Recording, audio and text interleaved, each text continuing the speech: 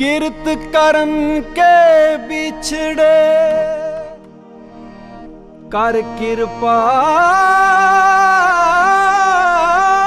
मेलो राम, कर कृपा मेलो राम।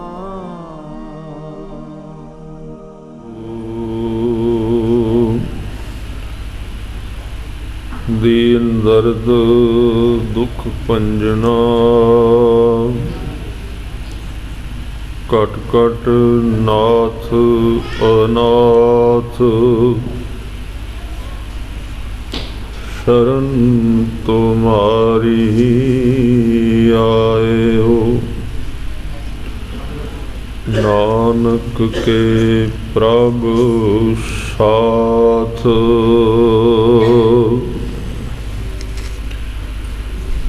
हम पीखक भिखारी तेरे, तू निज पत है दाता। ओह दयाल नाम देहो मंगत जन को, सदा रहो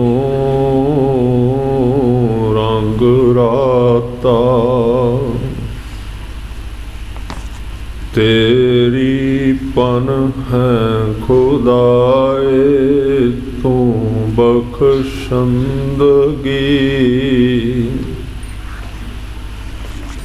शेख फरीद खैर दीजै बंदगी। शेख फरीद खैर दीजै बंदगी, तेरा कीता जातो नाही, मैनू जो कीतोई। मैं निर्गुण आरे को गुण नाही, आपे तरस पयोई। तरस पया मेहरामत होई, सतगुर सजन मिलिया।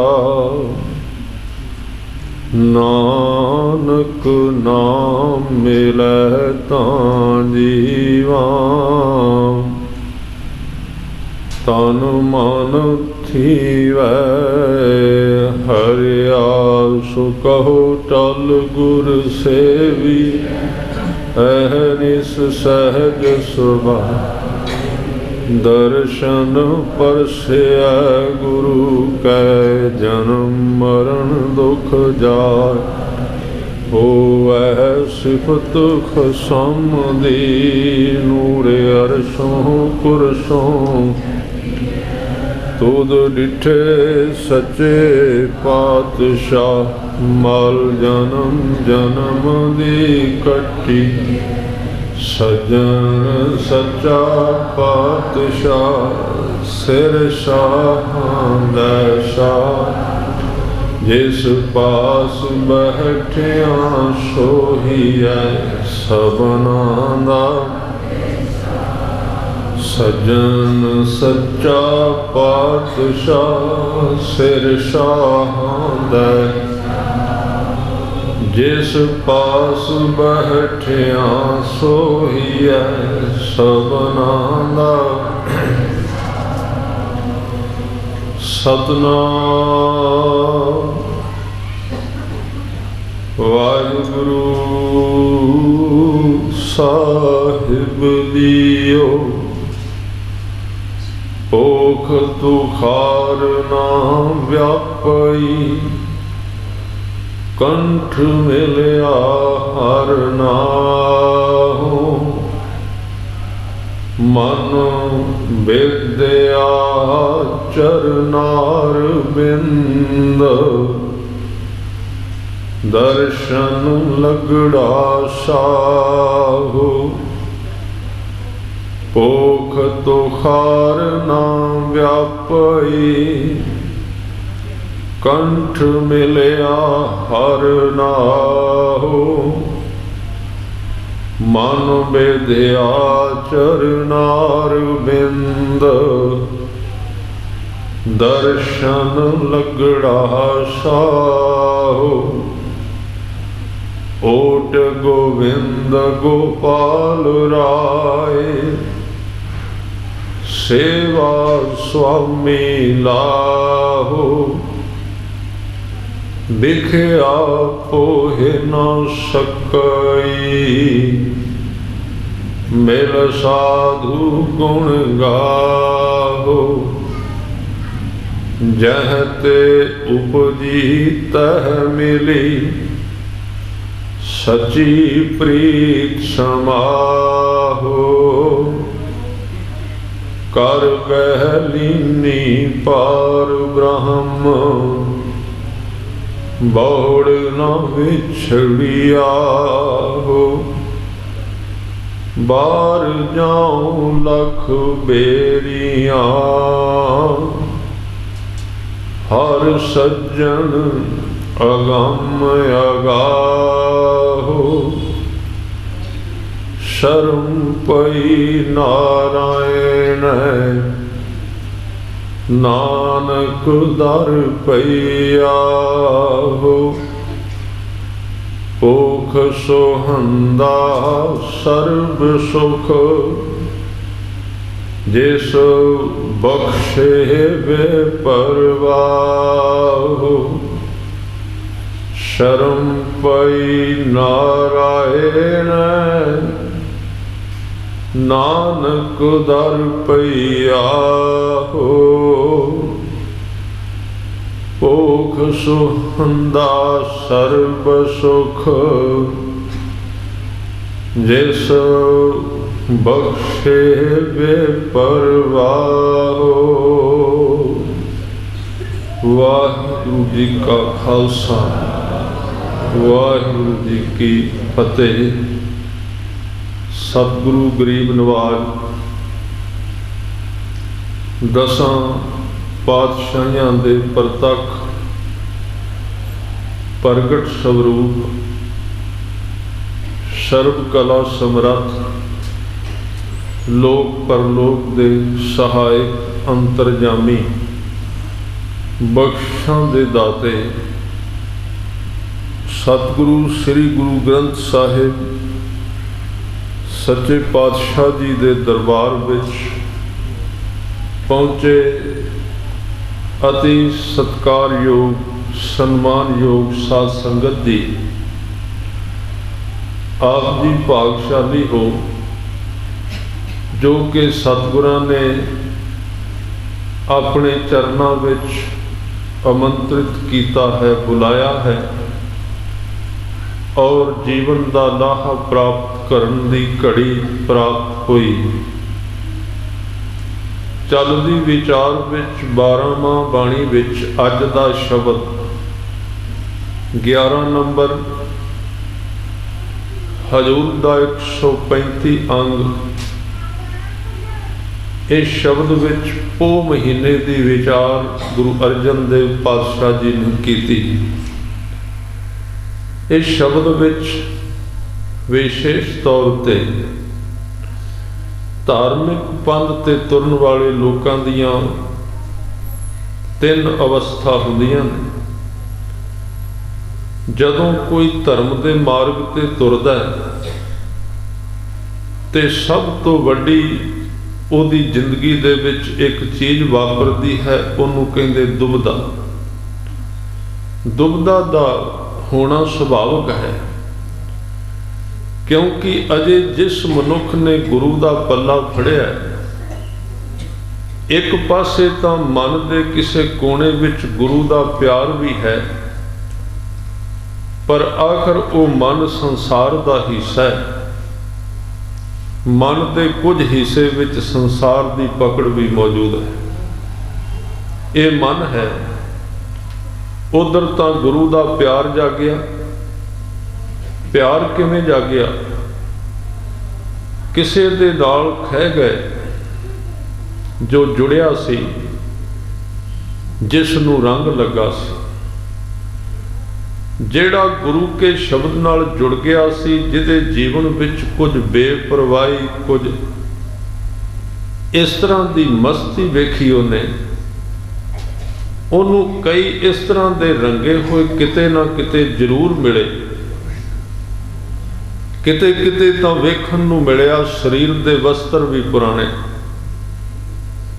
ਕੱਪੜੇ ਵੀ ਪਾਟੇ ਹੋਏ, ਕੁੱਲੀ ਵੀ ਪੁਰਾਣੀ ਹੈ, ਪਰ ਜਿਹੜੇ ਉਸ ਰਸ ਦੇ ਵਿੱਚ ਲੀਨ ਹੋਏ ਨੇ, ਉਹਨਾਂ ਦੇ ਚਿਹਰੇ ਤੇ ਇੱਕ ਖੁਸ਼ੀ ਨਾਚ ਕਰਦੀ ਨਜ਼ਰ ਆਉਂਦੀ। ਉਹਨਾਂ ਦੀਆਂ ਅੱਖਾਂ ਵਿੱਚ ਇੱਕ ਫੈਸਲਾ ਕੁਨ ਜ਼ਿੰਦਗੀ ਦੇ ਦਸਤਖਤ ਨਜ਼ਰ ਆਉਂਦੇ ਨੇ ਕਿ ਆਪਣੀ ਜ਼ਿੰਦਗੀ ਵਿੱਚ ਸਫਲ ਹੋ ਚੁੱਕੇ ਨੇ। ਝੋਰਾ, ਚਿੰਤਾ, ਦੁੱਖ ਖੰਭ ਲਾ ਕੇ ਉਹਨਾਂ ਦੀ ਜ਼ਿੰਦਗੀ ਵਿੱਚੋਂ ਉੱਡ ਗਿਆ।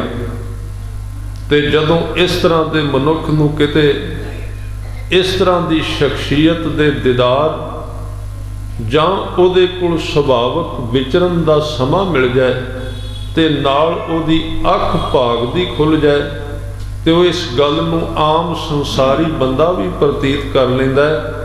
ਕੱਲਾ ਇਸ ਜਗਤ ਵਿੱਚ ਜੀਵਨ ਪਦਾਰਥ ਦਾ ਨਹੀਂ, ਪਰਮਾਰਥ ਦਾ ਵੀ ਕੋਈ ਜੀਵਨ ਹੈ। ਪਦਾਰਥ ਕੱਲਾ ਜੀਵਨ ਨਹੀਂ, ਪਦਾਰਥ ਤੇ ਜਨਮ ਹੈ। ਧਿਆਨ ਦੇਣਾ, ਜਨਮ ਜੀਵਨ ਨਹੀਂ, ਸਭ ਤੋਂ ਪਹਿਲਾਂ ਜ਼ਿੰਦਗੀ ਵਿੱਚ ਮੰਨਣਾ ਹੈ। ਅੱਜ ਦੇ ਸਮੇਂ ਵਿੱਚ ਸਮਝਣਾ ਹੈ। ਇੱਕ ਚੀਜ਼ ਨੂੰ ਜਾਣਨ ਦਾ ਯਤਨ ਕਰਾਂਗੇ, ਜੇ ਇਹ ਨੁਕਤਾ ਸਾਡੇ ਹੱਥਾਂ ਵਿੱਚ ਚੰਗੀ ਤਰ੍ਹਾਂ ਪਕੜਿਆ ਗਿਆ, ਇਹਨੂੰ ਮੈਂ ਵਾਰ-ਵਾਰ ਦੁਹਰਾਵਾਂਗਾ। ਔਰ ਇਹ ਨੁਕਤਾ ਕਿਤੇ ਬਾਹਰੋਂ ਨਹੀਂ, ਗੁਰੂ ਗ੍ਰੰਥ ਸਾਹਿਬ ਜੀ ਦੀ ਬਾਣੀ ਵਿੱਚ ਮੌਜੂਦ ਹੈ।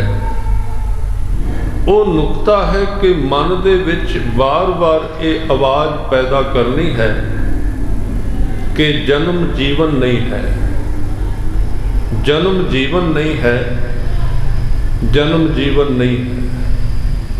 ਫਿਰ ਇਹਨਾਂ ਸ਼ਬਦਾਂ ਨੂੰ ਸਮਝਾਂਗੇ। ਜਨਮ ਦਾ ਅਰਥ ਕੀ ਹੈ? ਜਨਮ ਦਾ ਅਰਥ ਹੈ ਅਸੀਂ ਜਨਮੇ ਹਾਂ, ਇੰਨੇ ਸਾਲਾਂ ਦੇ ਹੋ ਗਏ, ਇਹ ਨਾਂ ਰੱਖ ਲਿਆ, ਇਹ ਮੇਰਾ ਘਰ, ਇਹ ਮੇਰੀ ਨੌਕਰੀ, ਆਹ ਮੇਰਾ ਕੰਮ, ਆਹ ਮੇਰਾ ਪਰਿਵਾਰ। ਇਹ ਜਨਮ ਹੈ। ਅਸੀਂ ਜਨਮ ਤੇ ਰੁਕ ਗਏ ਹਾਂ, ਕਹਿੰਦੇ ਨੇ ਬਸ ਜਨਮ ਮਿਲ ਗਿਆ, ਠੀਕ ਹੈ। ਸਤਿਗੁਰੂ ਕਹਿੰਦੇ ਜਨਮ ਮਿਲਿਆ, ਜੀਵਨ ਨਹੀਂ ਮਿਲਿਆ। ਮਹਾਰਾਜ ਜੀਵਨ ਹੋਰ ਕੀ ਹੁੰਦਾ? ਜੀਵਨ ਉਸ ਵੇਲੇ ਕਹਿੰਦੇ ਨੇ ਜਦੋਂ ਬੰਦਾ ਸਭ ਦੁੱਖਾਂ ਤੋਂ ਪਾਰ ਚਲਾ ਜਾਏ। ਅਜੇ ਕਾਹਦਾ ਜੀਵਨ ਹੈ? ਤੇ ਮੌਤ ਤੋਂ ਹੀ ਭੈੜਾ। ਮੌਤ ਅਜੇ ਇੱਕ ਫੈਸਲਾ ਤਾਂ ਹੈ ਨਾ। ਮੌਤ ਆਈ ਤੇ ਕਹਾਣੀ ਖਤਮ ਹੋ ਗਈ। ਪਰ ਜਿਉਂਦੇ ਵਿਅਕਤੀ ਦੀ ਜ਼ਿੰਦਗੀ ਮੌਤ ਤੋਂ ਡਰੀ ਜਾਂਦਾ ਹੈ। ਜੀਵਨ ਕਿਵੇਂ ਹੋਇਆ? ਜੀਵਨ ਤਾਂ ਉਸ ਨੂੰ ਕਹਿੰਦੇ, ਕਸਵੱਟੀ ਉਹਦੀ ਇਹ ਹੈ। ਜੀਵਨ ਉਸ ਨੂੰ ਕਹਿੰਦੇ ਨੇ ਜਿੱਥੇ ਮੌਤ ਸਮਾਪਤ ਹੋ ਜਾਏ। ਉਸ ਤੋਂ ਪਹਿਲਾਂ ਜੀਵਨ ਮੰਨ ਲੈਣਾ ਆਪਣੀ ਜ਼ਿੰਦਗੀ ਦੇ ਨਾਲ ਬਹੁਤ ਵੱਡਾ ਧੋਖਾ ਹੈ। ਧਰਮ ਦੀ ਸਾਰੀ ਸਟੱਡੀ ਇਸ ਵਾਸਤੇ ਹੈ ਕਿ ਮੌਤ ਤੋਂ ਪਾਰ ਜਾਣਾ। ਖਿਆਲ ਰੱਖਣਾ, ਸਿਰਫ ਧਰਮ ਇਸ ਵਾਸਤੇ ਹੈ। ਇਹ ਜੀਵਨ ਕਿਵੇਂ ਹੋ ਸਕਦਾ ਹੈ ਜਿਹਦੇ ਹਰ ਇੱਕ ਪਲ ਵਿੱਚ ਵਿਅਕਤੀ ਅੰਦਰ ਸਹਿਮਿਆ ਹੈ, ਡਰਿਆ ਹੋਇਆ ਹੈ ਕਿ ਪਤਾ ਨਹੀਂ ਅਗਲਾ ਪਲ, ਪਤਾ ਨਹੀਂ ਕੱਲ, ਪਤਾ ਨਹੀਂ ਅਗਲੇ ਸਾਲ ਕੀ ਹੋਵੇਗਾ, ਕੀ ਹੋਵੇਗਾ। ਇਹ ਕੋਈ ਜੀਵਨ ਥੋੜੀ ਹੋਇਆ। ਇਹ ਤੇ ਛੋਟੀ ਛੋਟੀ ਮੌਤ ਹੈ। ਅਜੇ ਮੌਤ ਇਕੱਠੀ ਆ ਜਾਏ ਤਾਂ ਬਹੁਤ ਚੰਗੀ। ਇਹ ਤਾਂ ਇੱਕ ਇੱਕ ਪਲ ਬਾਅਦ ਵਿਅਕਤੀ ਮਰੀ ਜਾਂਦਾ ਦੁੱਖ ਵਿੱਚ। ਜੀਵਨ ਉਸ ਨੂੰ ਕਹਿੰਦੇ ਨੇ ਜਿਸ ਦਿਨ ਕਬੀਰ ਸਾਹਿਬ ਕਹਿੰਦੇ ਨੇ ਹੁਣ ਮੇਰੀ ਮੌਤ ਨਹੀਂ ਆਵੇਗੀ, ਹੁਣ ਮੈਂ ਮਰਾਂਗਾ ਨਹੀਂ, ਮੇਰੀ ਤੱਕ ਮੌਤ ਆ ਹੀ ਨਹੀਂ ਸਕਦੀ, ਉਸ ਨੂੰ ਜੀਵਨ ਕਹਿੰਦੇ। ਇਸ ਕਰਕੇ ਜੇ ਜ਼ਿੰਦਗੀ ਦੇ ਵਿੱਚ ਸਫਲ ਹੋਣਾ ਹੈ ਤੇ ਇਸ ਜ਼ਿੰਦਗੀ ਨੂੰ ਜੀਵਨ ਨਾ ਸਮਝ ਲੈਣਾ। ਅਸੀਂ ਇਸ ਕਸਵੱਟੀ ਤੇ ਜ਼ਿੰਦਗੀ ਨੂੰ ਜੀਵਨ ਸਮਝ ਲੈਂਦੇ ਹਾਂ ਵੀ ਤੁਰਨੇ ਆ, ਜੀਵਨ ਹੈ ਤਾਂ ਹੀ ਤੁਰਨੇ ਆ ਨਾ ਪੈ, ਵੇਖਦੇ ਹਾਂ, ਤੁਰਦੇ ਹਾਂ, ਕੰਮ ਕਰਨੇ ਆ ਸਾਰਾ ਦਿਨ। ਚੱਲਣਾ ਜੀਵਨ ਨਹੀਂ। ਜੇ ਚੱਲਣਾ ਜੀਵਨ ਸੀ ਤੇ ਬਾਹਰ ਗੱਡੀ ਖੜੀ ਉਹ ਵੀ ਜੀਵਨ ਹੁੰਦਾ, ਮੁਰਦਾ ਹੈ, ਜੜ ਹੈ, ਚੱਲਦੀ ਤੇ ਉਹ ਵੀ ਹੈ। ਅਜੇ ਇੱਕ ਵਿਅਕਤੀ ਨੂੰ ਚੁੱਕ ਕੇ ਨਹੀਂ ਲਿਆ ਸਕਦਾ, ਪਰ ਉਹ ਤੇ 10 15 20 ਨੂੰ ਚੁੱਕ ਕੇ ਲੈ ਆਈ। ਜੇ ਚੱਲਣਾ ਜੀਵਨ ਹੁੰਦਾ ਤੇ ਫਿਰ ਇਹ ਮਸ਼ੀਨਰੀ ਸਾਰੀ ਜੀਵਨ ਸੀ।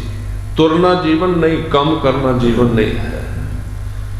ਜੀਵਨ ਉਸ ਦਿਨ ਸ਼ੁਰੂ ਹੋਵੇਗਾ ਜਿਸ ਦਿਨ ਬੰਦੇ ਦੇ ਅੰਦਰ ਇੱਕ ਪਈ ਹੋਈ, ਸੁੱਤੀ ਹੋਈ ਰਬਾਬ ਪਰਮਾਤਮਾ ਦੇ ਪ੍ਰੇਮ ਦੀ ਵੱਜਣੀ ਸ਼ੁਰੂ ਹੋ ਗਈ।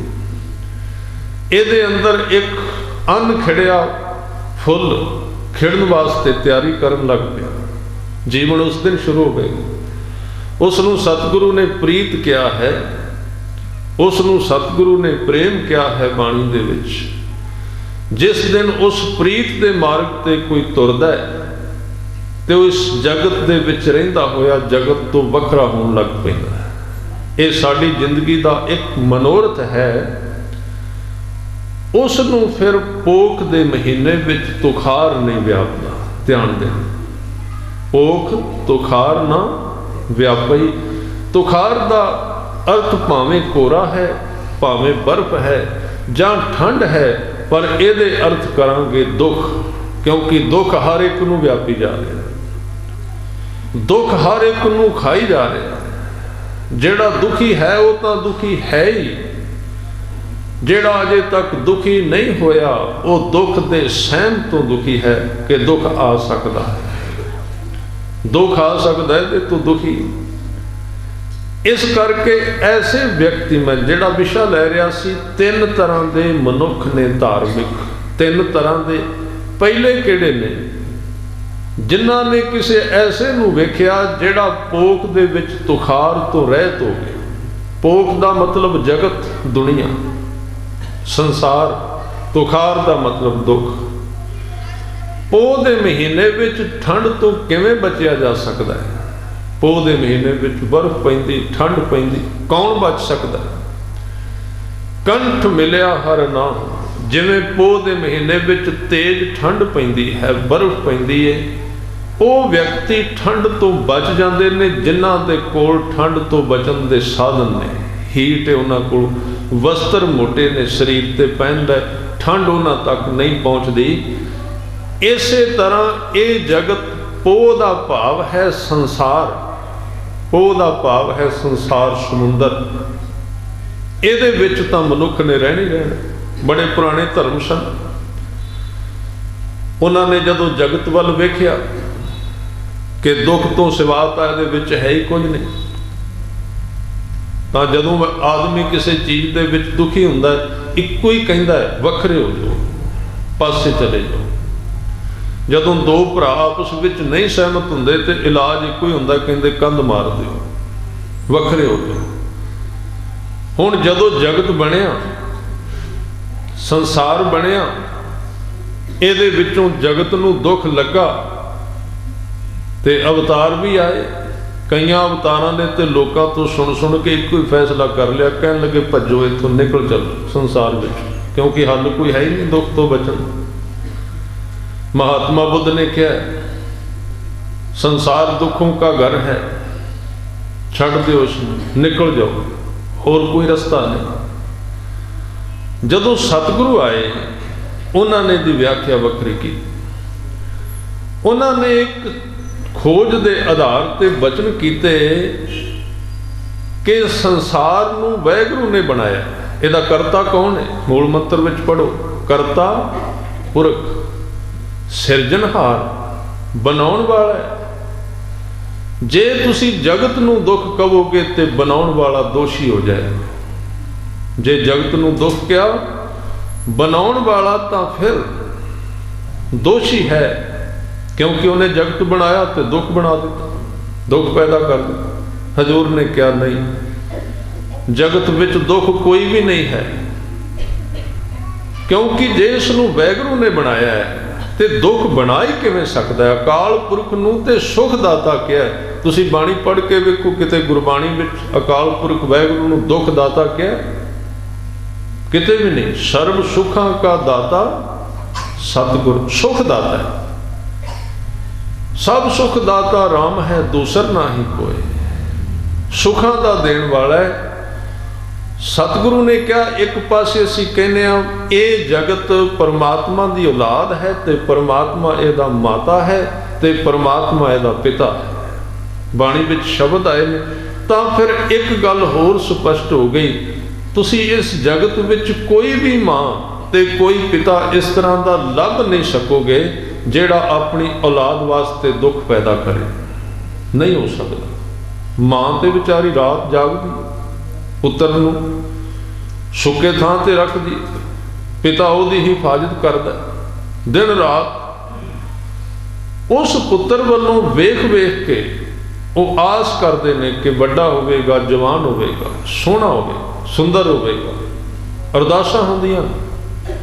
ਤਾਂ ਇੱਕ ਗੱਲ ਪੱਕੀ, ਜੇ ਸੰਸਾਰਿਕ ਪੁੱਤਰ ਪੈਦਾ ਹੁੰਦਾ ਹੈ, ਮਾਤਾ ਪਿਤਾ ਉਹਦੇ ਵਾਸਤੇ ਅਸੀਸ ਲੈ ਕੇ ਖੜਾ ਰਹਿੰਦਾ ਹੈ। ਤੇ ਕਈ ਵਾਰੀ ਤੇ ਪੁੱਤਰ ਗਲਤ ਕੰਮਾਂ ਵਿੱਚ ਵੀ ਪੈ ਜਾਂਦਾ ਹੈ। ਜਦ ਜਿੰਨਾ ਚਿਰ ਵਸ ਚੱਲੇ ਤੇ ਮਾਤਾ ਪਿਤਾ ਸਮਾਜ ਦੇ ਅੱਗੇ ਪਰਦਾ ਪਾ ਕੇ ਰੱਖਦੇ ਨੇ ਵੀ ਇਹ ਚੰਗਾ ਹੈ, ਉਹਦੀ ਬੁਰਾਈ ਸਾਹਮਣੇ ਨਹੀਂ ਲਿਆਉਂਦੇ।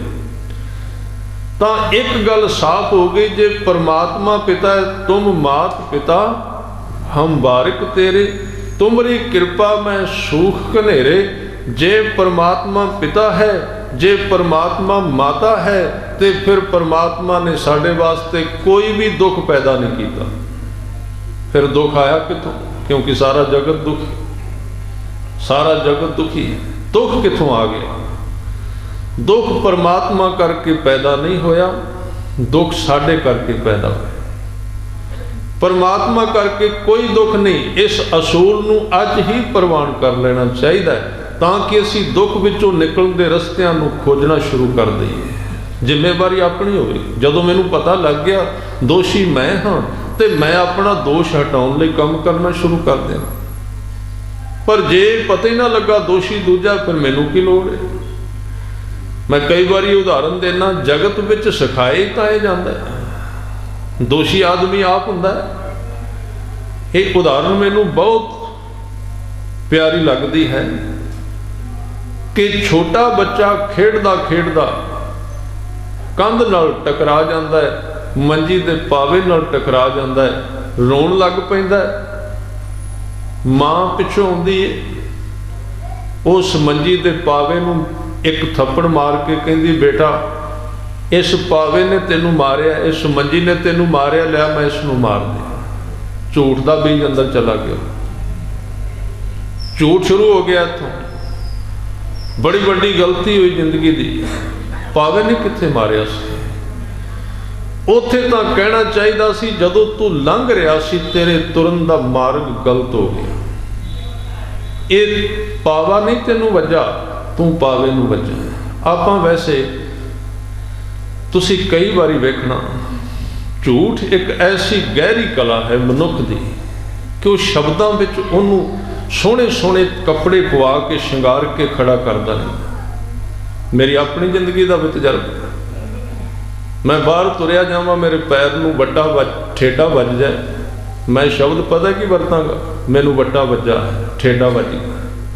ਇਹ ਨਹੀਂ ਕਹਾਂਗਾ ਮੈਂ ਇਹਨੂੰ ਪੈਰ ਮਾਰਿਆ।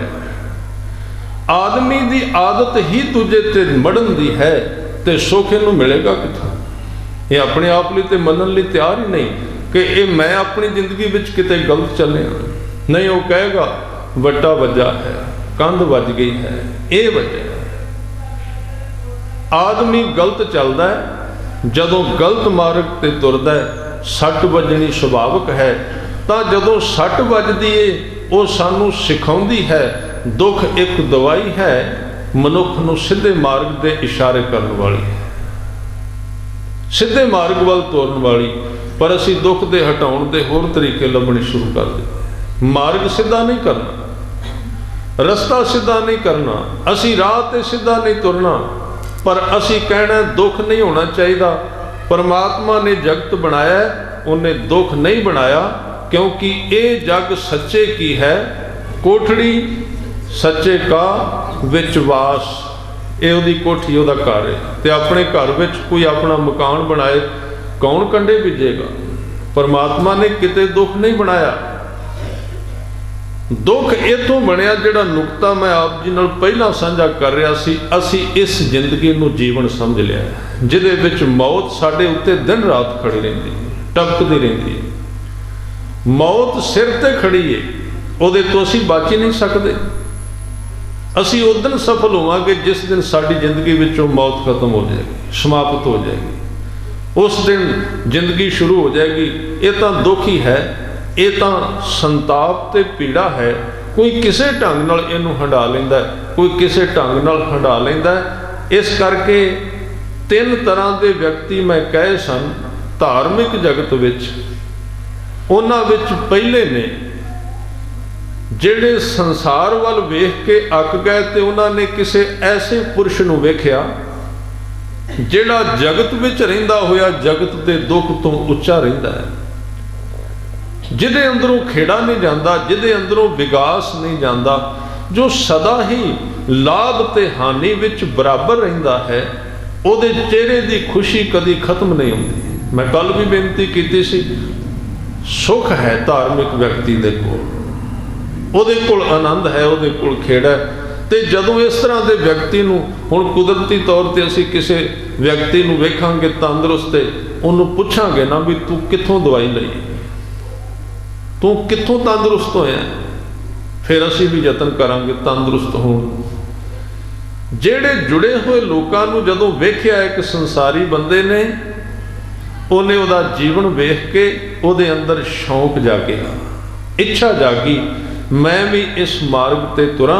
गुरु ग्रंथ साहिब पातशाह जी कहंदे तिन्हां देख मन चाओ उठंदा, कौन ने उन्हां नूं वेखण तो बिना चाह किवें आवे धर्म दा। आदमी बुझिया बुझिया जा धार्मिक है, जिन्हां दे विच उहदी याद वस गई। हजूर कहंदे तिन्हां देख मन चाओ उठंदा, तिन्हां देख मन चाओ उठंदा, तिन्हां देख मन चाओ उठंदा, तिन्हां देख मन चाओ उठंदा, तिन्हां देख मन चाओ उठंदा, तिन्हां देख मन चाओ उठंदा, देख मन चाओ उठंदा, तिन्हां देख मन चाओ उठंदा। जन आवन काए है सुवाऊ, जन आवन काए है सुवाऊ, जन आवन काए है सुवाऊ, जन आवन काए है सुवाऊ। जन कै संग चित आवे नाऊ, जन कै संग चित आवे नाऊ, जन कै संग चित आवे नाऊ, जन कै संग चित आवे नाऊ, जन कै संग चित आवे नाऊ, जन कै संग चित आवे नाऊ, जन कै संग चित आवे नाऊ, जन कै संग चित आवे नाऊ। तिन्हां देख मन चाओ उठंदा, तिन्हां देख मन चाओ उठंदा, तिन्हां देख मन चाओ उठंदा, तिन्हां देख मन चाओ उठंदा। साधु ते है ही वो जिहदे कोल बंदा जाए, कदी रब नूं पुछया भी नहीं कित्थे हुंदा सी, पर अपने मुहारे अपने आप याद अंदर बैठनी शुरू हुई। वो साधु थोड़ी है जिन्हों वेख के झगड़े ही चेते आओ, जिन्हों वेख के साध संगत। मैं एक साधु नूं वेख्या, सुनिया सी बड़े बड़े संप्रदा विचों सन, आके बैठ गए, सारिਆਂ ने सत्कार किया बहुत, क्योंकि वस्त्र ने सत्कार किया। वो बैठे उथे किते सी रब की गल ते ना कोई जीवन की ना गुरबाणी दी। बस उन्होंने यही कहा फलाने डेरे ते मैं इस तरह कब्जा कर लिया, हुण तां इन्ने डेरियां ते कब्जा मेरा चलता है। ਇਹਨਾਂ ਨੂੰ ਸਾਧੂ ਨਹੀਂ ਕਹਿੰਦੇ। ਸਾਧੂ ਦਾ ਮਤਲਬ ਜਿਹਦੇ ਕੋਲ ਬੈਠਿਆਂ ਸੰਸਾਰ ਚੇਤੇ ਨਾ ਆਵੇ, ਰੱਬ ਚੇਤੇ ਆਵੇ। ਇਸ ਕਰਕੇ ਸਾਨੂੰ ਇਸ ਤਰ੍ਹਾਂ ਦੇ ਲੋਕਾਂ ਤੋਂ ਸੁਚੇਤ ਵੀ ਰਹਿਣਾ ਚਾਹੀਦਾ ਹੈ, ਖਿਆਲ ਰੱਖੋ। ਜਿੱਥੇ ਸਤਿਗੁਰੂ ਨੇ ਗੁਰੂ ਗ੍ਰੰਥ ਸਾਹਿਬ ਜੀ ਦੀ ਬਾਣੀ ਵਿੱਚ ਗੁਰਮੁਖ ਦੀ ਸਾਧੂ ਦੀ ਵਿਆਖਿਆ ਕੀਤੀ ਹੈ, ਉੱਥੇ ਉਹਦਾ ਜੀਵਨ ਵੀ ਕਿਹਾ ਕਿਵੇਂ ਦਾ ਹੋਣਾ ਚਾਹੀਦਾ, ਕਿਵੇਂ ਦਾ ਉਹਦਾ ਜੀਵਨ, ਉਹਦਾ ਪ੍ਰਭਾਵ ਹੈ। ਇਸ ਸ਼ਬਦ ਵਿੱਚ ਜਿਨ੍ਹਾਂ ਦੇ ਉੱਤੇ ਕੋਈ ਪ੍ਰਭਾਵ ਨਹੀਂ ਜਗਤ ਦੇ ਦੁੱਖ ਦਾ, ਉਹਨਾਂ ਵੱਲੋਂ ਵੇਖਿਆ ਜਦੋਂ ਸੰਸਾਰਿਕ ਬੰਦੇ ਨੇ, ਤੇ ਉਹਦੇ ਮਨ ਵਿੱਚ ਚਾਅ ਆ ਗਿਆ ਵੀ ਮੈਂ ਵੀ ਇਸ ਪਾਸੇ ਤੁਰਾਂ। ਹੁਣ ਇੱਕ ਪਾਸੇ ਤੇ ਅੱਧਾ ਮਨ ਤੇ ਅੱਗੇ ਤੁਰਦਾ, ਪਰ ਅੱਧਾ ਮਨ ਸੰਸਾਰ ਵਿੱਚ ਖੁੱਭਾ ਹੋਇਆ ਹੈ। ਧਾਰਮਿਕ ਬੰਦੇ ਵਾਸਤੇ ਇਹ ਸਮਾਂ ਬਹੁਤ ਕਠਿਨ ਹੈ। 2 ਕਦਮ ਅੱਗੇ ਤੁਰਦਾ, 2 ਫਿਰ ਪਿੱਛੇ ਚਲਾ ਜਾਂਦਾ।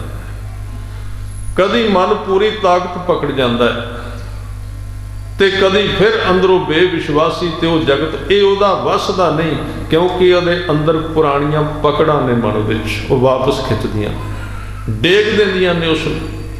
ਇਹ ਪਹਿਲੀ ਤਰ੍ਹਾਂ ਦਾ ਧਾਰਮਿਕ ਮਨੁੱਖ ਹੈ, ਖਿਆਲ ਰੱਖੋ। ਅੱਗੇ ਜਾਣਾ ਚਾਹੁੰਦਾ ਹੈ, ਤੁਰਿਆ ਨਹੀਂ ਜਾਂਦਾ। ਉਹਦੇ ਵਾਸਤੇ ਸਤਿਗੁਰੂ ਨੇ ਇੱਕ ਸਾਨੂੰ ਰਸਤਾ ਦੱਸਿਆ, ਕਹਿਣ ਲੱਗੇ ਬਸ ਇੱਕੋ ਤੈਨੂੰ ਸ਼ਕਤੀ ਮਿਲੇਗੀ, ਇੱਕੋ ਥਾਂ ਤੋਂ, ਉਹਨੂੰ ਕਹਿੰਦੇ ਸਾਧ ਸੰਗਤ।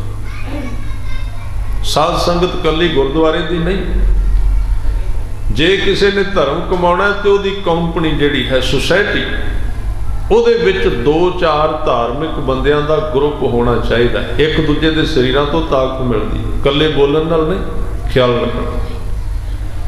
ਜਿਵੇਂ ਦੇ ਵਿਅਕਤੀ ਨਾਲ ਰਵਾਂਗੇ, ਸੁਸਾਇਟੀ ਦਾ ਪ੍ਰਭਾਵ ਪੈਂਦਾ ਹੈ, ਸਰੀਰਾਂ ਦਾ ਅਸਰ ਪੈਂਦਾ ਹੈ। ਸੁਸਾਇਟੀ ਬਾਰੇ, ਸੰਗਤ ਬਾਰੇ ਇਹ ਵਿਚਾਰ ਬਹੁਤ ਪਰਪੱਕ ਤੇ ਮੰਨਿਆ ਹੋਇਆ ਹੈ ਕਿ ਜੇ ਤੁਸੀਂ ਕਾਗਜ਼ ਤੇ 1 ਲਿਖਦੇ ਹੋ ਤੇ ਉਹ 1 ਹੁੰਦਾ ਹੈ ਸਿਰਫ, ਜੇ ਉਸ 1 ਦੇ ਨਾਲ ਹੋਰ 1 ਲਿਖਦੇ ਹੋ ਤੇ ਉਹ 11 ਬਣ ਜਾਂਦਾ ਹੈ। ਇਹਦਾ ਮਤਲਬ ਸੱਚ ਸੀ, ਇੱਕ ਬੰਦਾ ਇੱਕ ਮਾਰਗ ਤੇ ਤੁਰੇ ਤੇ ਇਕੱਲਾ ਹੀ ਹੈ, ਜੇ ਇੱਕ ਆਦਮੀ ਹੋਰ ਉਹਦੇ ਨਾਲ ਤੁਰ ਪਏ ਤੇ 11 ਜਿੰਨੀ ਤਾਕਤ ਪੈਦਾ ਹੋ ਜਾਂਦੀ। ਜੇ ਕਿਸੇ ਨੇ ਧਰਮ ਦੇ ਮਾਰਗ ਤੇ ਤੁਰਨਾ, ਸੰਗਤ ਕਰੇਗਾ ਤੇ ਤੁਰੇਗਾ। ਇਸ ਕਰਕੇ ਸਤਿਗੁਰੂ ਕਹਿੰਦੇ ਪਹਿਲੀ ਤਰ੍ਹਾਂ ਦੇ ਉਹ ਧਾਰਮਿਕ ਵਿਅਕਤੀ ਜਿਹੜੇ ਸੰਸਾਰ ਵਿੱਚ ਫਸੇ ਹੋਏ ਨੇ ਪਰ ਤੁਰਨਾ ਚਾਹੁੰਦੇ ਨੇ, ਤੇ ਜਿਹੜੇ ਅੱਜ ਦੇ ਸ਼ਬਦ ਵਿੱਚ ਨੇ। ਇਹ ਤਾਂ ਮੈਂ ਵਿਸ਼ਾ ਲੈ ਰਿਹਾ ਸੀ ਵੀ ਅੱਜ ਦਾ ਸ਼ਬਦ ਕਿਹੜੀ ਸ਼ਖਸੀਅਤਾਂ ਨਾਲ ਸੰਬੰਧਿਤ ਗੁਰੂ ਅਰਜਨ ਦੇਵ ਪਾਤਸ਼ਾਹ ਜੀ ਨੇ ਉਚਾਰਿਆ, ਉਹ ਕਿਵੇਂ ਦੇ ਨੇ। ਇਹ ਉਹ ਵਿਅਕਤੀ ਨੇ ਜਿਨ੍ਹਾਂ ਨੂੰ ਗੁਰਬਾਣੀ ਦੇ ਵਿੱਚ ਸਾਧ ਸੰਗਤ ਜੀ ਮਰ ਜੀਵੜੇ ਕਿਹਾ। ਮਰ ਜੀਵੜੇ ਦਾ ਮਤਲਬ ਆਪਣੇ ਮਨ ਦੇ ਉਸ ਹਿੱਸੇ ਨੂੰ ਉਹ ਕੱਟਣ ਵਿੱਚ ਸਮਰੱਥ ਹੋ ਗਏ ਨੇ ਜਿਹੜਾ ਉਹਨਾਂ ਨੂੰ ਰੋਕ ਕੇ ਰੱਖਦਾ। ਮਰ ਕੇ ਜਿਵੇਂ ਨੇ, ਸੂਰਮੇ ਨੇ, ਫੈਸਲਾ ਕਰ ਲਿਆ ਉਹਨਾਂ ਨੇ ਜ਼ਿੰਦਗੀ ਦਾ, ਤੇ ਦਰ ਤੇ ਪਏ ਹੋਏ ਨੇ। ਕਿੰਨਾ ਦਾ ਸ਼ਬਦ ਹੈ ਅੱਜ, ਨਾਨਕ ਦਰ ਪਈਆਹੋ, ਦਰ ਤੇ ਡਿੱਗੇ ਪਏ। ਤੇ ਜਿਹੜੇ ਦਰ ਤੇ ਡਿੱਗੇ ਫਿਰ ਕੀ ਹੋਇਆ, ਸ਼ਰਮ ਪਈ ਨਾਰਾਇਣੇ, ਪਰਮਾਤਮਾ ਨੂੰ ਉਹਨਾਂ ਦੀ ਸ਼ਰਮ ਪੈਂਦੀ। ਜਿਹੜੇ ਦਰ ਤੇ ਬਹਿ ਜਾਣ, ਮਾੜੇ ਹੋਣ ਭਾਵੇਂ ਚੰਗੇ ਹੋਣ, ਖਿਆਲ ਰੱਖੋ। ਦਰ ਤੇ ਬਹਿਣਾ, ਦਰਵੇਸ਼ ਸ਼ਬਦ ਜਿਹੜਾ ਹੈ ਆਇਆ ਹੀ ਇਸ ਕਾਰਨ ਨੇ, ਦਰਵੇਸ਼ ਜਿਹੜਾ ਪਰਮਾਤਮਾ ਦੇ ਦਰ ਤੱਕ ਚਲਾ ਗਿਆ। ਦਰ ਤੱਕ ਮਨੁੱਖ ਦੇ ਯਤਨ ਨੇ ਜਾਣਾ ਹੈ, ਦਰ ਤੋਂ ਅੱਗੇ ਪਰਮਾਤਮਾ ਨੇ ਮਿਲਣਾ ਹੈ। ਦਰ ਤੱਕ ਆਉਣਾ ਮਨੁੱਖ ਦਾ ਕੰਮ। ਦਰ ਤੇ ਬੈਠ ਗਏ, ਤੇ ਜਦੋਂ ਦਰ ਤੇ ਬੈਠੇ ਫਿਰ ਕਬੀਰ ਸਾਹਿਬ ਕਹਿੰਦੇ ਨੇ ਕਿ ਮੈਂ ਉਹਦੇ ਦਰ ਤੇ ਜਾ ਕੇ ਨਾ ਬਹਿ ਗਿਆ। ਕਿੰਨਾ ਚਿਰ ਬੈਠਾ ਰਿਹਾ, ਉਹ ਕੋਲੋਂ ਕਈ ਵਾਰੀ ਲੰਘਿਆ, ਉਹਨੇ ਪੁੱਛੇ ਨਹੀਂ ਕੌਣ ਡਿੱਗਾ ਹੋਇਆ।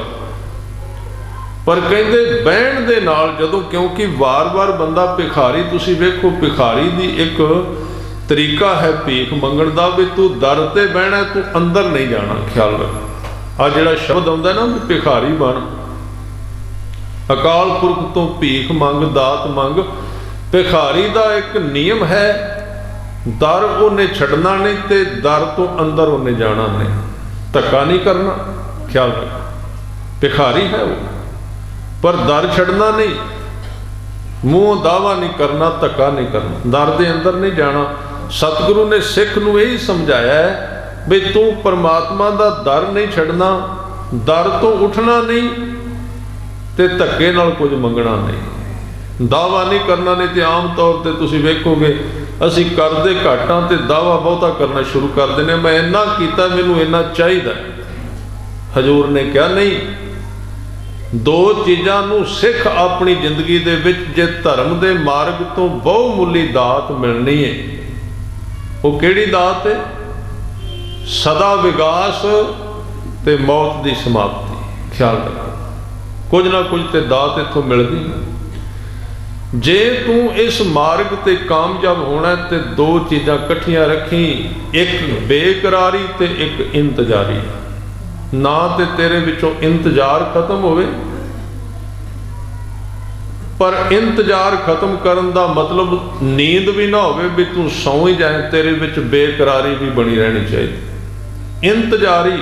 इंतजार इन्नी लंबी कर भी कदी तेरे अंदर विश्वास फिका नहीं पैना चाहिए भी पता नहीं ये विच कुछ है भी कि नहीं, सुन सुना के तुर तां पे पता नहीं लभना है कि नहीं लभना। जिथे मन नहीं साबित होवेगा उत्थे साध संगत जी मनुख नूं नींद भी आवेगी, उहदा शरीर भी दर्द करेगा, क्योंकि मन कहता भी ये किहड़े काम विच पए होए ने, लभदा लभांदा ते है इत्थों कुछ नहीं, इत्थों मिलदा ते है कुछ नहीं, किहड़े काम वास्ते आ गए। अंदरों बेचारा समा पूरा करता रहिंदा। सतगुरु ने कहा जे तू इस मार्ग ते तुरिया दात तैनूं जरूर मिलेगी। दात वड्डी है ते जिन्नी दात वड्डी होवे उन्ना उहदा मुੱਲ भी वड्डा धारना पैंदा। छोटियां दातां खरीदणियां होण, जेब मिट्टी नाल भरनी है, बाहरों जिन्नी मर्जी भर लो।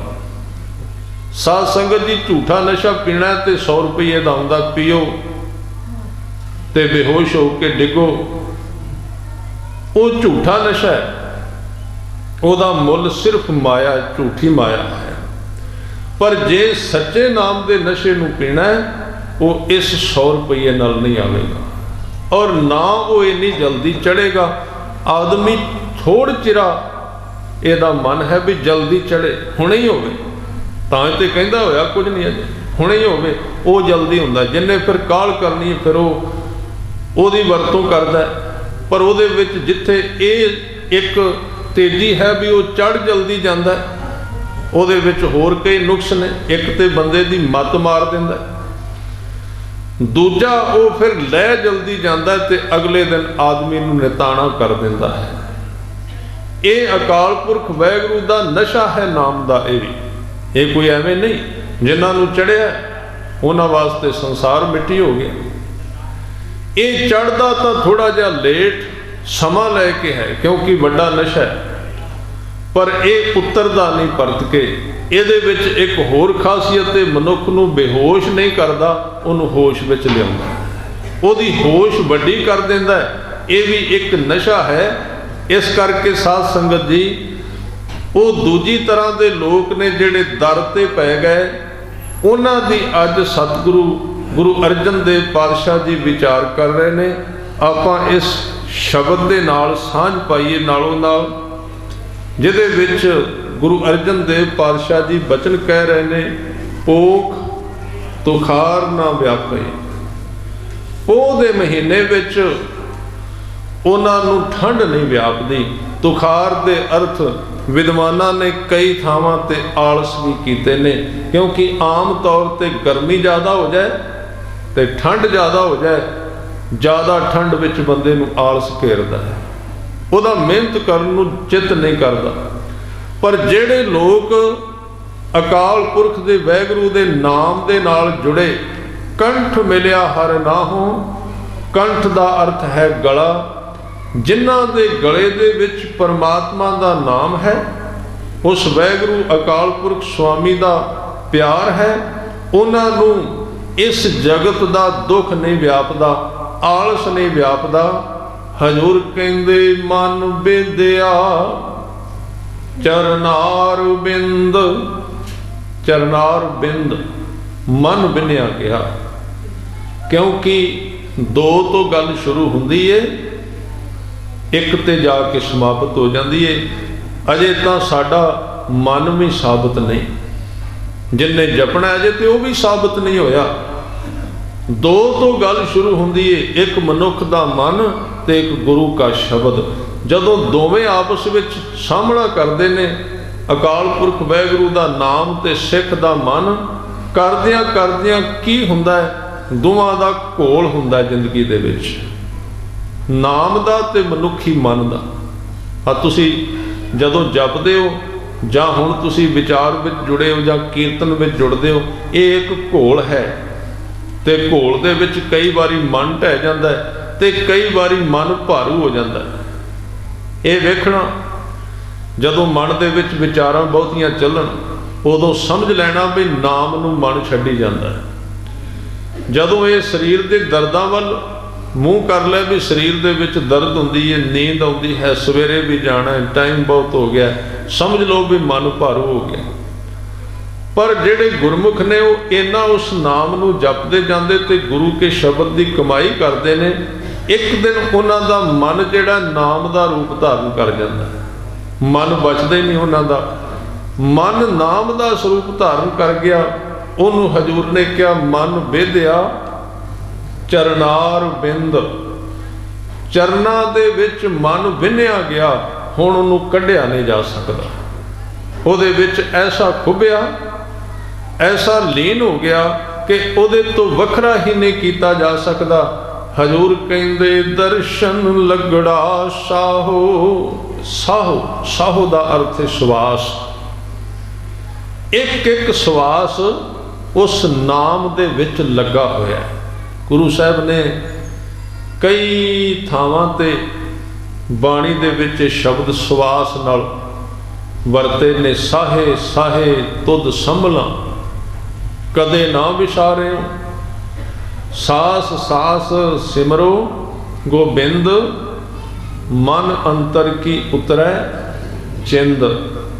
क्योंकि साडा मन जिहड़ा ना साडे श्वासां दे विच रहिंदा है, ख्याल रखो, मन श्वासां विच रहिंदा है। जदों श्वास उहदे नाल जुड़ गए नाम दे नाल ते मन टिकना शुरू हो गया।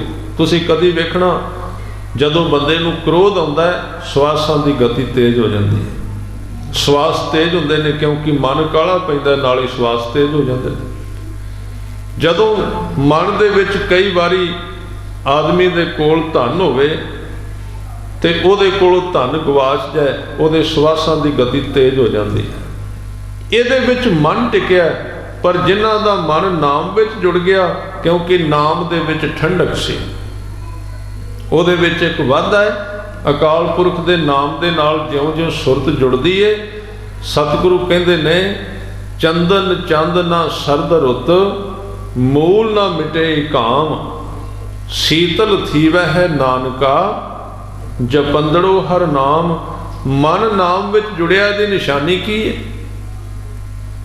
ठंडक, शांति, टिका, मन टिकन लग पैगा, शरीर दे विच ठंड वरतनी शुरू हो जाएगी। जिहड़ा मन दौड़दा सी वो टिकना शुरू हो जाएगा, तो उस टिका दे विचों एक महा सुख की प्राप्ति होगी, जिहदे अगे जगत के सुख बहुत छोटे, जिहदा थोड़ा जिहा भी मन टिकना शुरू हो जाए, जिहदे ते थोड़ी जी भी बख्शिश हो जाए, फिर वो इस राह नूं जान लैंदा भी इहदे उत्ते इस तो अगे की प्राप्ति हो सकती है। सतगुरु कहंदे कहन लगे दर्शन लगड़ा साहो, एक एक श्वास दर्शनां दे विच विन्निया होया है। एक एक श्वास आउण वाले दिनां विच आपां ये नाम अभ्यास विच जुड़ांगे, और नाल नाल ये भी विचारांगे कि जिथे सिख ने नाम जपना है, उत्थे उन्हें अपने श्वासां नूं भी तरतीब देनी है, उन्हां श्वासां नूं भी पूरी तरतीब विच लैना है। क्योंकि इस जगत की भज दौड़ के विच ते साध संगत बंदा श्वास पूरा भी नहीं लै रहा, पूरा श्वास नहीं लै रहा, अद्धा लेंदा। पूरा श्वास तां हुंदा जे बंदे की नाभि तक जाए, नाभि दे विचों श्वास आउंदा, पर यह तां गले विच ही बस उत्थे ले जांदा, पूरा श्वास लैण दा टाइम भी नहीं है। मन विच टिका किवें आवे, इकाग्रता किवें बने, इस करके सतगुरु कहंदे उन्हां दा एक एक श्वास। होर ऐसे लोकां दी किहड़ी निशानी? हजूर कहंदे ओट गोविंद गोपाल राय, ਗੋਬਿੰਦ, ਬਿੰਦ ਦਾ ਅਰਥ ਹੈ ਜਾਣਨ ਵਾਲਾ। ਉਹਦੇ ਵਿੱਚ ਇੱਕ ਬਰਕਤ ਹੈ, ਉਹ ਸਾਰੇ ਜੀਵਾਂ ਦੇ ਮਨ ਦੀ ਅਵਸਥਾ ਨੂੰ ਜਾਣਦਾ ਹੈ।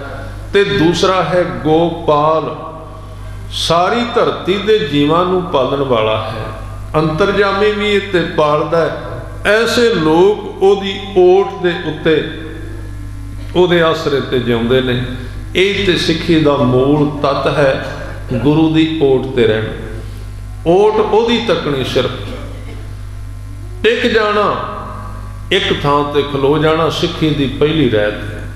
ਮਨ ਨੂੰ ਟਿਕਾਣਾ, ਜ਼ਿੰਦਗੀ ਵਾਰ ਦੇਣੀ ਉੱਤੋਂ, ਜੋ ਹੋਵੇ ਸੋ ਹੋਵੇ, ਬਸ ਇੱਥੋਂ ਸਿੱਖੀ ਆਰੰਭ ਹੋ ਜਾਂਦੀ ਹੈ ਔਰ ਇੱਥੇ ਹੀ ਸਿੱਖੀ ਸੰਪੂਰਨ ਹੋ ਜਾਂਦੀ। ਸਭ ਤੋਂ ਵੱਡਾ ਗੁਣ ਹੈ ਥਿਰ ਘਰ ਵਿੱਚ ਬਹਿ ਜਾਣਾ, ਟਿਕ ਜਾਣਾ, ਫਿਰ ਜ਼ਿੰਦਗੀ ਦੇ ਸਾਰੇ ਕਾਰਜ ਪੂਰੇ ਹੋਣਗੇ।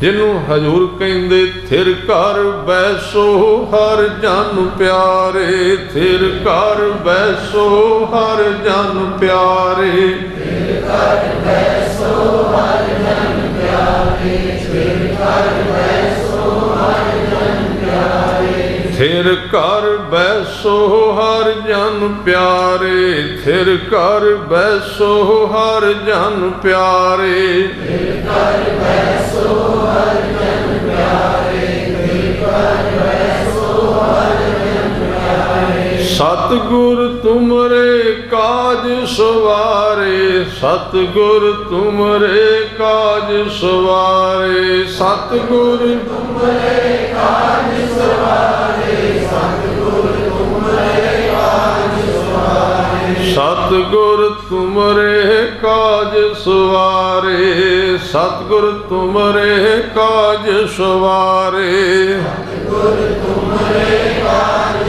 ਸਵਾਰੇ, ਸਤਿਗੁਰ ਤੁਮਰੇ ਕਾਜ ਸਵਾਰੇ। ਥਿਰ ਘਰ ਬੈਸੋ ਹਰ ਜਨ ਪਿਆਰੇ, ਥਿਰ ਘਰ ਬੈਸੋ ਹਰ ਜਨ ਪਿਆਰੇ, ਥਿਰ ਘਰ ਬੈਸੋ ਹਰ ਜਨ ਪਿਆਰੇ, ਥਿਰ ਘਰ ਬੈਸੋ ਹਰ ਜਨ ਪਿਆਰੇ। ਥਿਰ ਘਰ ਦਾ ਮਤਲਬ ਹੈ ਮਨ ਦਾ ਇੱਕ ਥਾਂ ਤੇ ਖਲੋ ਜਾਣਾ। ਜਦੋਂ ਗੁਰਬਾਣੀ ਵਿੱਚ ਸ਼ਬਦ ਆਏਗਾ ਨਾ ਵੀ ਚਾਨਣ, ਪ੍ਰਕਾਸ਼, ਪ੍ਰਕਾਸ਼ ਦੇ ਅਰਥ ਹੋਰ ਕੋਈ ਨਹੀਂ ਖਿਆਲ ਰੱਖਣਾ। ਗੁਰਬਾਣੀ ਵਿੱਚ ਦੋ ਸ਼ਬਦ ਆਉਣਗੇ, ਹਨੇਰਾ ਤੇ ਪ੍ਰਕਾਸ਼। ਜਦੋਂ ਇਹ ਸ਼ਬਦ ਪੜ੍ਹੇ ਜਾਂਦੇ ਨੇ ਫਿਰ ਆਪਾਂ ਸੋਚਦੇ ਹਾਂ ਵੀ ਹਨੇਰਾ ਕਿਹੜਾ ਤੇ ਚਾਨਣ ਕਿਹੜਾ। ਗੁਰ ਪੂਰਾ ਭੇਟਿਓ ਵਡ ਭਾਗੀ, ਮਨੈ ਭਇਆ ਪ੍ਰਗਾਸਾ। ਕਿਹੜਾ ਪ੍ਰਕਾਸ਼ ਹੈ? ਕੋਈ ਨਾ ਪਹੁੰਚਣ ਹਾਰਾ, ਦੂਜਾ ਆਪਣੇ ਸਾਹਿਬ ਕਾ ਪ੍ਰਵਾਸਾ। ਇਸ ਪੰਕਤੀ ਵਿੱਚ ਦੱਸ ਦਿੱਤਾ ਵੀ ਉਹ ਪ੍ਰਕਾਸ਼ ਕਾਹਦਾ ਹੈ? ਪ੍ਰਵਾਸੇ ਦਾ ਪ੍ਰਕਾਸ਼। ਪ੍ਰਕਾਸ਼ ਦੇ ਹੋਰ ਕੋਈ ਅਰਥ ਨਹੀਂ। ਜਦੋਂ ਸੰਪੂਰਨ ਵਿਸ਼ਵਾਸ ਆਉਂਦਾ ਉਦੋਂ ਦੀਵਾ ਜਗ ਪੈਂਦਾ ਹੈ। ਜਦੋਂ ਬੇਭਰੋਸਗੀ ਆਉਂਦੀ ਹੈ ਦੀਵੇ ਬੁਝ ਜਾਂਦੇ ਨੇ। ਹਨੇਰਾ ਹੈ ਉਹ। ਇਹ ਤੇ ਆਮ ਤੁਸੀਂ ਸਾਹਮਣੇ ਦੇਖ ਲੈਣਾ, ਜਦੋਂ ਬੰਦਾ ਵਿਸ਼ਵਾਸ ਵਿੱਚ ਆਉਂਦਾ ਨੇ ਉਹਦੀਆਂ ਅੱਖਾਂ ਖੁੱਲ ਜਾਂਦੀਆਂ, ਚਮਕਦੀਆਂ ਨੇ ਉਹਦੀਆਂ ਅੱਖਾਂ, ਚੜ੍ਹਦੀ ਕਲਾ ਵਿੱਚ ਚਲਾ ਜਾਂਦਾ। ਪ੍ਰਕਾਸ਼ ਦੇ ਅਰਥ ਨੇ ਸੰਪੂਰਨ ਭਰੋਸਾ ਗੁਰੂ ਤੇ। ਇੰਨਾ ਭਰੋਸਾ ਕਿ ਜੇ ਕੁਝ ਵੀ ਨਾ ਸਾਹਮਣੇ ਦਿਸੇ ਤੇ ਸਾਰਾ ਜਗਤ ਕਵੇ ਹੈ ਤੇ ਕੱਖ ਵੀ ਨਹੀਂ ਸਾਹਮਣੇ, ਸਿੱਖ ਕਵੇ ਮੇਰੇ ਗੁਰੂ ਨੇ ਕਿਹਾ ਹੈ, ਉਹਨੂੰ ਕਹਿੰਦੇ ਪੂਰਾ ਭਰੋਸਾ।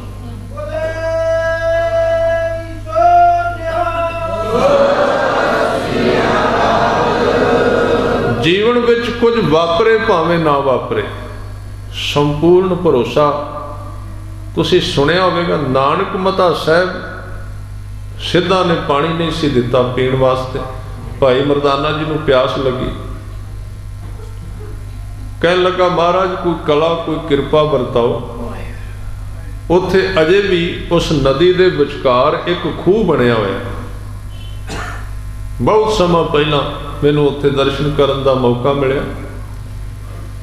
ਇਹ ਸਾਖੀਆਂ ਹੁਣ ਤਕਰੀਬਨ ਬੰਦ ਹੋ ਚੁੱਕੀਆਂ ਨੇ, ਕਿਉਂਕਿ ਆਪਾਂ ਪੜ੍ਹੇ ਲਿਖੇ ਬਹੁਤੇ ਹੋ ਗਏ ਜਿਨ੍ਹਾਂ ਦੇ ਵਿੱਚ ਵਿਸ਼ਵਾਸ ਬੜਾ ਗਹਿਰਾ ਹੈ। ਸਤਿਗੁਰੂ ਕਹਿੰਦੇ ਜਾ ਉੱਥੇ ਸਿੱਧਾਂ ਨੇ ਨਾ ਜਿੱਥੇ ਨਦੀ ਹੈ ਉੱਥੇ ਚਲਾ ਜਾ, ਆ ਸੋਟੀ ਲੈ ਜਾ अपने पिछे पिछे लीक खिंचदा आवीं ते तेरे पिछे पानी आ जाएगा, जिथे तू आएगा पानी आ जाएगा। हुण ये चीज़ां सारियां विश्वास ते खड़ियां। साध संगत जी असीं कहने अज नहीं लोग मनदे, उदों किहड़े मनदे सी लोग? कौन मनदा? भाई मरदाना जी कहंदे चले गए, जिथे नदी सी उत्थे सोटी रखी।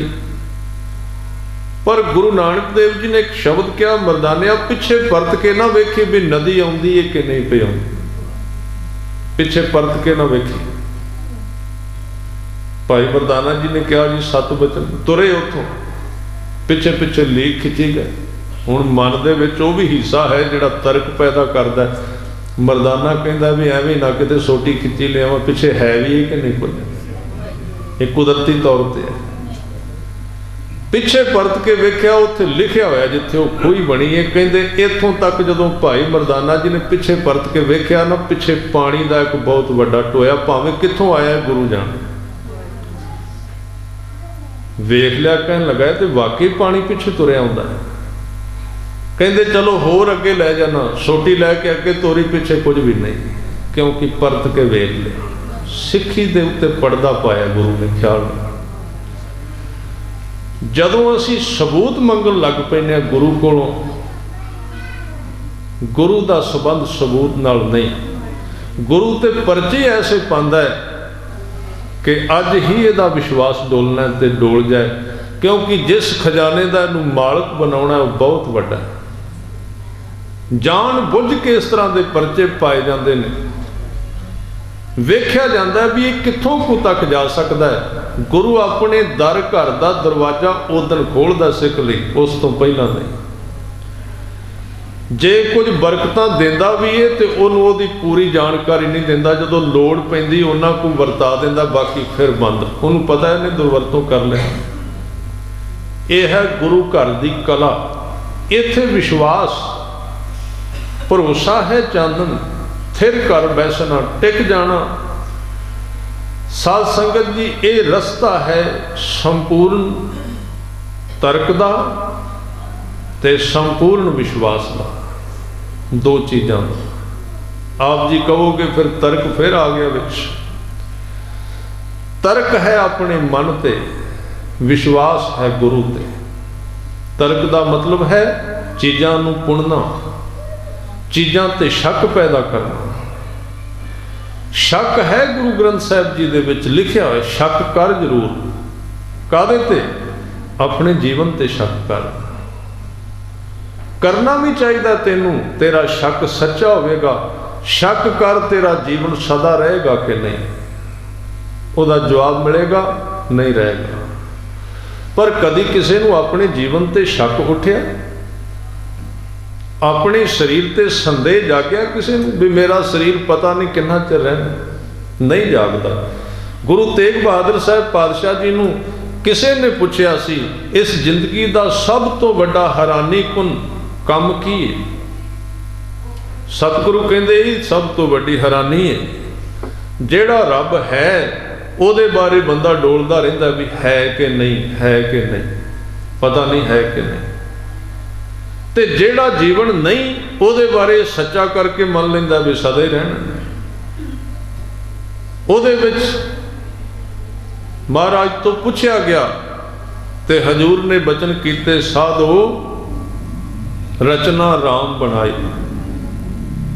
एक बिनस है, एक अस्थिर मन है, उत्थे शक उठते नहीं। इनू कदी कदी शक नहीं जागया भी जिंदगी ज़्यादा तो ज़्यादा हुण किन्नी को है, 80 साल तक। तो हुण तां साध संगत जी बस 50 साल नूं सारे तत्त शरीर दे खत्म हो जाते, 40-45 साल के विटामिन सारे जेबां विच पाए फिरदे। विटामिन खत्म हो गया, कैल्शियम खत्म हो गया, किन्ना कुछ बाकी रह गया। पर अजे तक कदी शक नहीं जागया इस जीवन ते। गुरु ते संपूर्ण भरोसा करना, जीवन ते संपूर्ण शक कर लेना। गुरु ग्रंथ साहिब जी ने सिखाया, जिंदगी का सीधा रास्ता मिल जाएगा। इस करके प्रकाश के अर्थ ने गुरु के भरोसे ते जिउणा, हनेरे के अर्थ ने गुरु के भरोसे तो बिना जिउणा।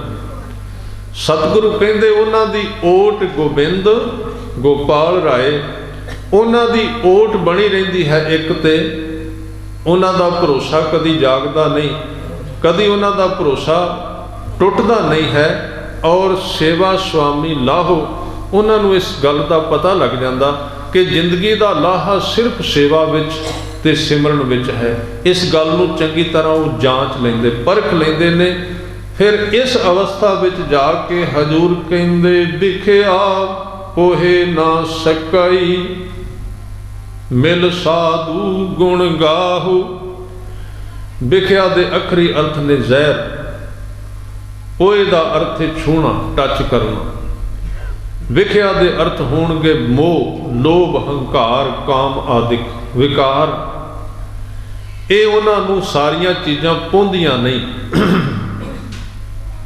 ਉਹਨਾਂ ਦੇ ਆਲੇ ਦੁਆਲੇ ਚੱਕਰ ਕੱਟਦੀਆਂ ਰਹਿੰਦੀਆਂ। ਹੁੰਦਾ ਹੈ ਉਹਨਾਂ ਵਿੱਚ ਇਹ ਸਾਰਾ ਕੁਝ, ਪਾਉਣ ਦਾ ਮਤਲਬ ਪ੍ਰਭਾਵਿਤ ਕਰਨਾ। ਇਹ ਸਾਰੀਆਂ ਚੀਜ਼ਾਂ ਉਹਨਾਂ ਨੂੰ ਪ੍ਰਭਾਵਿਤ ਨਹੀਂ ਕਰਦੀਆਂ, ਭਾਵ ਉਹਨਾਂ ਦੇ ਮਨ ਵਿੱਚ ਇਹਨਾਂ ਦੇ ਪ੍ਰਤੀ ਸੱਚਾਈ ਪੈਦਾ ਨਹੀਂ ਹੁੰਦੀ ਕਿ ਇਹ ਸੱਚ ਨੇ। ਇਸ ਤਰ੍ਹਾਂ ਕਹਿੰਦੇ ਉਹਨਾਂ ਨੂੰ ਉਹ ਨਹੀਂ ਸਕਦਾ ਸੰਸਾਰ। ਗੁਰੂ ਨੂੰ ਮਿਲ ਕੇ, ਸਾਧ ਸੰਗਤ ਨੂੰ ਮਿਲ ਕੇ ਉਹ ਗੁਣਾਂ ਨੂੰ ਗਾਉਂਦੇ ਰਹਿੰਦੇ, ਭਾਵ ਪ੍ਰਾਪਤ ਕਰਦੇ ਰਹਿੰਦੇ ਨੇ। ਇਸ ਤਰ੍ਹਾਂ ਕਰਦਿਆਂ ਕਰਦਿਆਂ ਹਜ਼ੂਰ ਕਹਿੰਦੇ ਜਹ ਤੇ ਉਪਜੀ ਤਹ ਮਿਲੀ ਸੱਚੀ ਪ੍ਰੀਤ ਸਮਾਹੋ।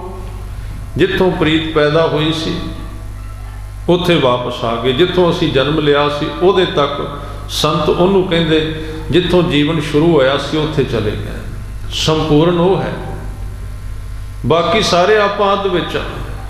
ਜਿਵੇਂ ਇੱਕ ਸੇਬ ਦਾ ਬੂਟਾ ਬੀਜੀਦਾ, ਬੀਜ ਤੋਂ ਉਗਦਾ ਆਪਣੇ ਤੋਂ। ਸੰਪੂਰਨ ਕਦੋਂ ਅਸੀਂ ਕਹਿੰਦੇ ਹਾਂ ਉਹਨੂੰ? ਜਦੋਂ ਪਰਤ ਕੇ ਉਹਨੂੰ ਸੇਬ ਲੱਗ ਜਾਏ ਤੇ ਉਹਦੇ ਵਿੱਚ ਬੀਜ ਬਣ ਜਾ, ਅਸੀਂ ਕਹਿੰਦੇ ਹਾਂ ਵੀ ਆਹ ਬੂਟਾ ਸੰਪੂਰਨ ਹੋ ਗਿਆ। ਜੇ ਉਹ ਬੂਟਾ ਉਗਿਆ ਤੇ ਰਾਹ ਵਿੱਚ ਹੀ ਕੀੜਾ ਖਾ ਗਿਆ, ਉਹਨੂੰ ਅਸੀਂ ਕਹਿੰਦੇ ਹਾਂ ਬੇਕਾਰ ਚਲਾ ਗਿਆ।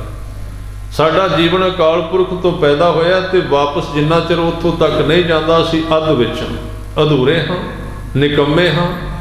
ਇਸ ਕਰਕੇ ਕਹਿੰਦੇ ਜੈ ਤੇ ਉਪਜੀ ਤੈ ਮਿਲੀ ਸੱਚੀ ਪ੍ਰੀਤ। ਜਿਨ੍ਹਾਂ ਦੇ ਵਿੱਚ ਪ੍ਰੀਤ ਸੱਚੀ ਸੀ ਉਹ ਸਮਾ ਗਏ। ਸਮਾਹੋ ਕਰ ਗਹਿ ਲੀਨੀ ਪਾਰ ਬ੍ਰਹਮ ਬਹੁੜ ਨਾ ਵਿਛੜਿਆ ਹੋ। ਕਰ ਦਾ ਅਰਥ ਹੈ ਹੱਥ, ਗਹਿ ਲੀਨੀ ਪਕੜ ਲਿਆ ਹੱਥ ਉਸ ਵਾਹਿਗੁਰੂ ਨੇ। ਬਹੁੜ ਨਾ ਵਿਛੜਿਆ ਹੋ, ਐਸੇ ਲੋਕ ਫਿਰ ਪਰਤ ਕੇ ਵਿਛੜਦੇ ਨਹੀਂ। ਬਾਹਰ ਜਾਉ ਲੱਖ ਬੇਰੀਆਂ ਹਰ ਸੱਜਣ ਅਗੰਮ ਅਗਾਹੋ।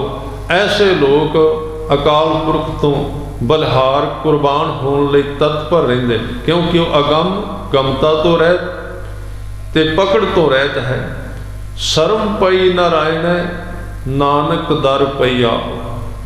ਜਿਹੜੇ ਉਹਦੇ ਦਰ ਤੇ ਬੈਠ ਗਏ, ਅਕਾਲ ਪੁਰਖ ਨੂੰ ਉਹਨਾਂ ਦੀ ਇੱਕ ਦਿਨ ਸ਼ਰਮ ਪਈ। ਸ਼ਰਮ ਦਾ ਭਾਵ ਜਦੋਂ ਕਿਸੇ ਵੱਡੇ ਆਦਮੀ ਦੇ ਦਰ ਤੇ ਕੋਈ ਆਮ ਬੰਦਾ ਆ ਜਾਏ,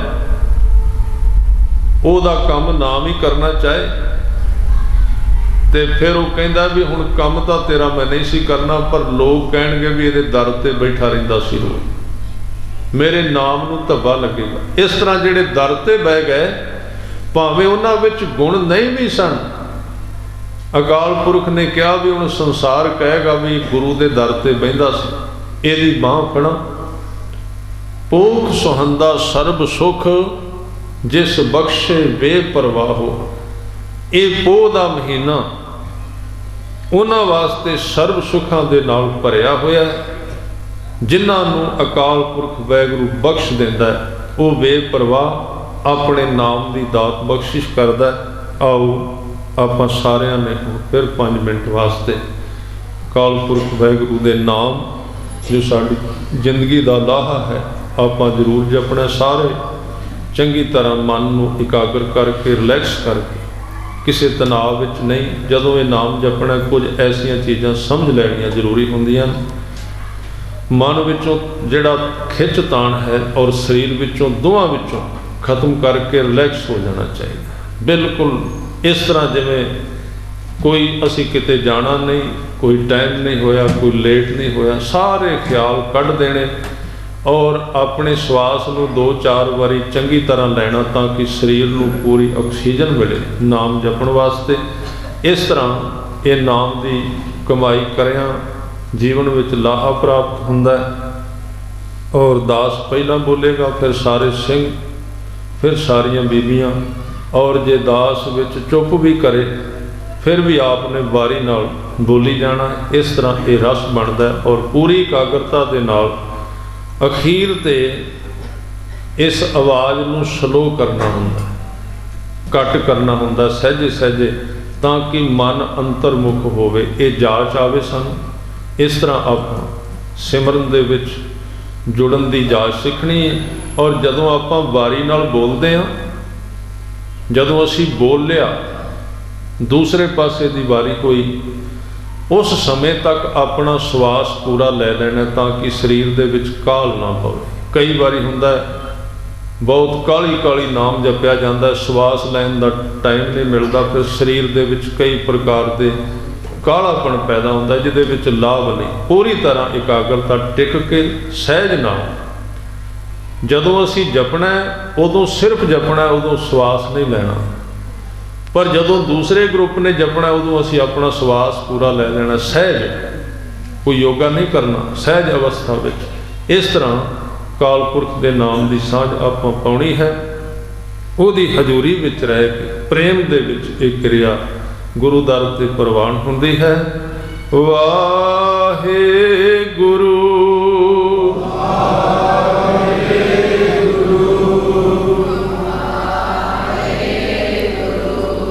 वाहे गुरु वाहे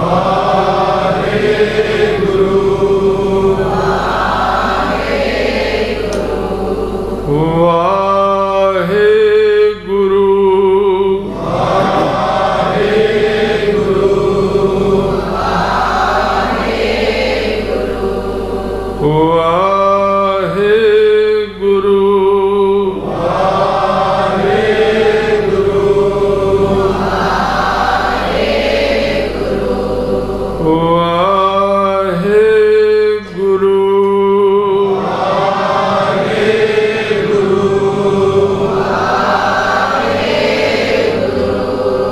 वाहे गुरु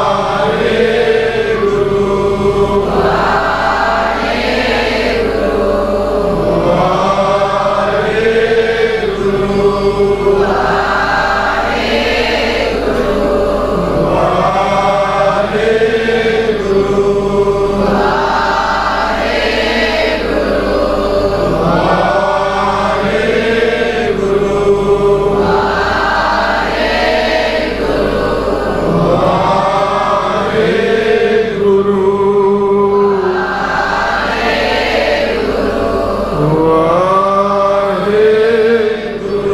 ਵਿਸਰ ਨਾਹੀ ਦਾਤਾਰ ਵਿਸਰ ਨਾਹੀ ਦਾਤਾਰ ਵਿਸਰ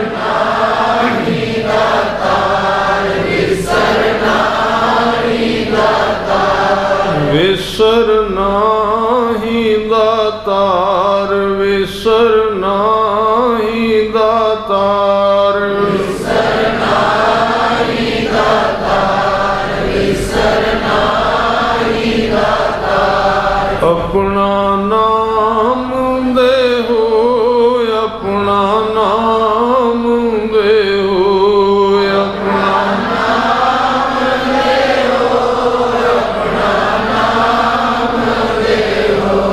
ਆਪਣਾ ਨਾਮ ਦੇਹੋ ਆਪਣਾ ਨਾਮ ਦੇਹੋ ਆਪਣਾ ਨਾਮ ਦੇਹੋ ਆਪਣਾ ਨਾਮ ਦੇਹੋ ਗੁਣ ਗਾਵਾਂ ਦਿਨ ਰਾਤ ਗੁਣ ਗਾਵਾਂ ਦਿਨ ਰਾਤ ਗੁਣ ਗਾਵਾਂ ਦਿਨ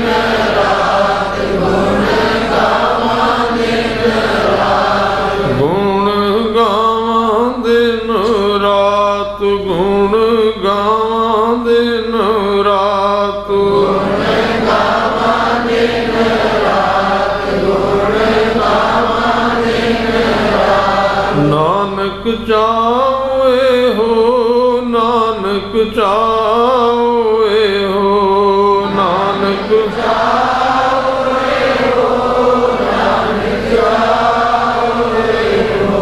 ਵਿਸਰ ਨਾਹੀ ਦਾਤਾਰ ਵਿਸਰ ਨਾਹੀ ਦਾਤਾਰ ਵਿਸਰ ਨਾਹੀ ਦਾਤਾਰ ਵਿਸਰ ਨਾਹੀ ਦਾਤਾਰ ਆਪਣਾ ਨਾਮ